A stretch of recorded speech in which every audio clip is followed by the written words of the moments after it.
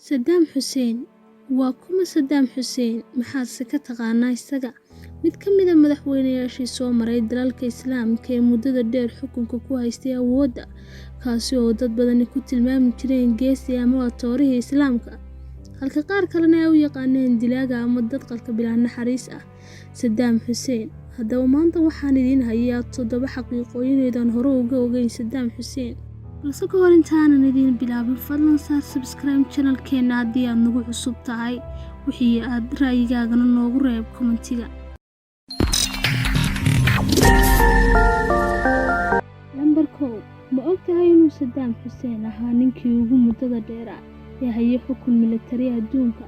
Number 2. Ma ogtahay inuu dagaalkii ugu dheeraa uu abid qaado la galay dalka Iran, kaasi oo socday ilaa 1980 ilaa 88 8 sannadood oo gow ah, dagaalkaasi oo sababay geerida 1 milyan oo dad ah. Number 3. Ma ogtahay inuu Saddam u isticmaalay dagaalkii uu la galay Iran mid ka mid ah gaasta ama sunta nooca halista, taasi oo sababtay geerida kumanaan dad oo reer baadiye ah. Number 4.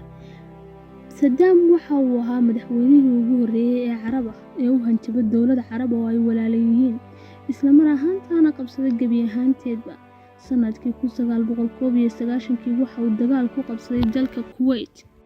Number 5. Ma ogtahay inuu Saddam 39 gantaal oo kuwa ridada dheer leh ku riday magaalooyinka Haifa iyo Tel Aviv ee dalka Israa'iil xilligii uu socday dagaalkii Khaliijka, kaasi oo sababay in Israa'iil iska difaaci kari weydo gantaaladaasi, isla mar ahaantaana ay qayladhaan u dirsato dalka Mareykanka.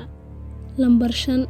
Sanadkii 1994 waxa uu soo dejiyay go'aan ka dhan ah waxxadista, waxa uuna amray in la soo qabto 3 ka mid ah xukuumaddiisa oo lagu soo eedeeyay musuqmaasuq, isla mar ahaantaana laga soo tuuro mid ka mid ah dhismayaasha ugu dhaadheer magaalada Basra.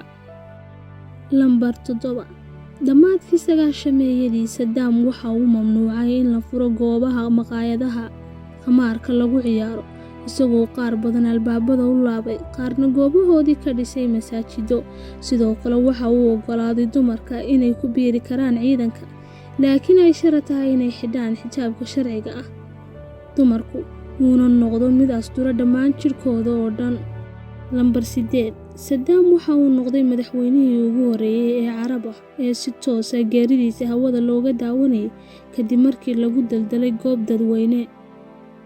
Haddaba adigu daawade, maxay kula tahay Saddam Hussein? Muxuuse ahaa? Maxaad ka aaminsanayd? Ra'yigaaga please noogu reeb commentiga.